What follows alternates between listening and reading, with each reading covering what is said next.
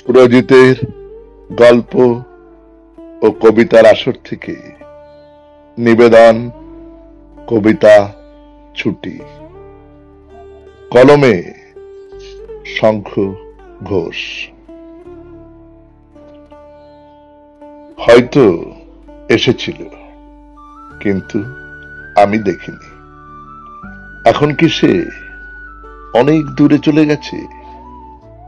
যাব যাব যাব, সব তো ঠিক করাই আছে। এখন কেবল বিদায় নেওয়া। সবার দিকে চোখ, যাবার বেলায় প্রণাম প্রণাম। কি নাম? আমার কোনো নাম তো নেই। নৌকো বাঁধা আছে দুটি।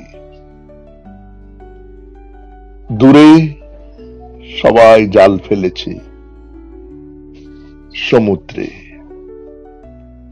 ছুটি প্রভু, ছুটি।